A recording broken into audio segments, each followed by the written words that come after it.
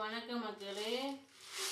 இன்னைக்கு என்னென்னா அரிசி ஊற வைக்கிற முறையை நான் என்னன்னு சொல்கிறேன். அது வந்து ஒன்றாவது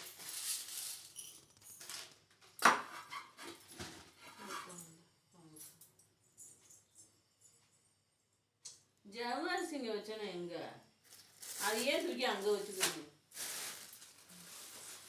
வணக்கம் மக்களே. இந்த காப்பிடியில் 2 காப்பிடி ரேஷன் அரிசி போட்டிருக்கேன், 1 காப்பிடி வந்து நல்ல அரிசி போட்டிருக்கேன். ஆக மொத்தம் 3 காப்பிடி போட்டிருக்கேன். இதில் இட்லி நல்லா பஞ்சு பஞ்சாக மெதுவாக நல்லா வெள்ளை வெள்ளையேன்னு வரணும்னா நம்ம அதுக்கு என்ன டிப்ஸு சேர்க்கணும்னா 2 இது சேர்க்கணும். 2 இது என்னென்னு சொல்கிறீங்கன்னா 2 இது என்னன்னு கேட்குறீங்கன்னா, இதில் வந்து சில பேர் இந்த ஊரில் நான் பார்க்குறேன், சில பேர் இந்த வெந்தயம்லாம் போட மாட்டுறாங்க. கேட்டால் புளிச்சு போயிடுவாங்க. முறைப்படி பார்த்திங்கன்னா மாவில் வந்து வெந்தயம் போடாமலாம் நம்ம மாவு அரைக்கக்கூடாது. இந்த ஊரில் வந்து மாவு அப்படின்னா அந்த தோசையாக இருந்தாலும் சரி, சமையல் தோசையும் ஊற்றுற மாதிரி வரும், அது செவக்காது.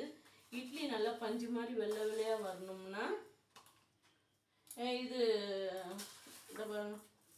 வெந்தயம் போடணும். இதில் நான் எவ்வளோ உளுந்து போட்டிருக்கேன்னா, இப்போ வெந்தயம் தேவையான அளவுக்கு போட்டேன்.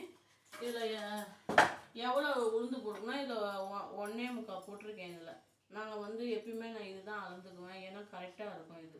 இதில் போட்டோன்னா கரெக்டாக இருக்கும். 4 இது போட்டோன்னா இதில் 2 போடுவேன் ஃபுல்லாக.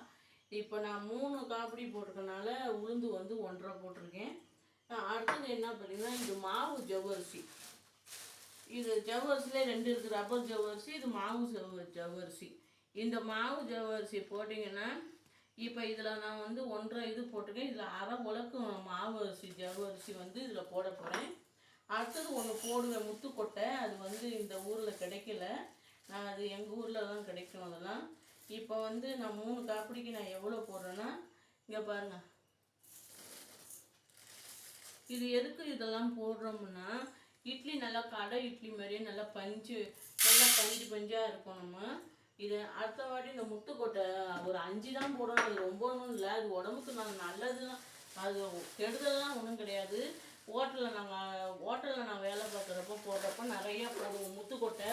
இந்த ஜவ்வரிசி ஹோட்டலில் வேலை பார்க்குறதுனால ஜவ்வரிசி முத்துக்கொட்டை இந்த முறைப்படி இப்படி ஊறுங்கன்னா இட்லி நல்லா சாப்பிட்டா நல்லா பஞ்சு மாதிரி புசு புசுன்னு வரும், நல்லா மெதுவாக.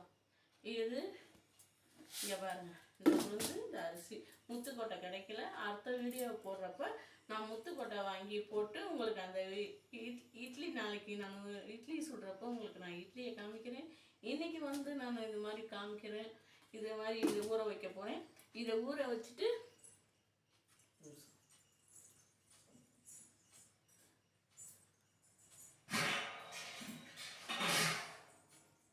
இது வந்து உளுந்து வந்து 1 மணி நேரம் ஊறணும்னு சொல்கிறாங்க, 2 மணி நேரம் அப்படிலாம் கிடையாது.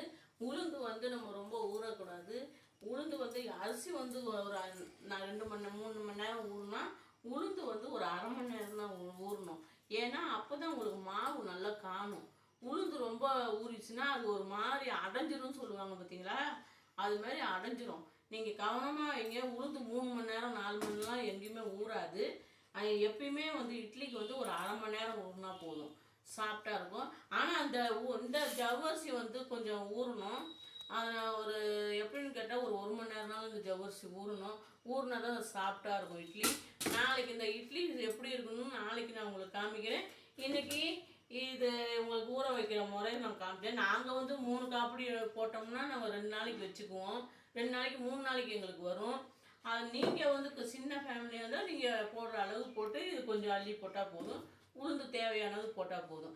இன்னொரு வீடியோவில் நான் உங்களை பார்க்குறேன். உங்கள் மேலே கொண்ட அக்கறை கொண்ட உங்கள் அம்மா பேசுகிறேன். பாய். இது பிடிச்சின்னா லைக் பண்ணுங்கள், ஷேர் பண்ணுங்கள்.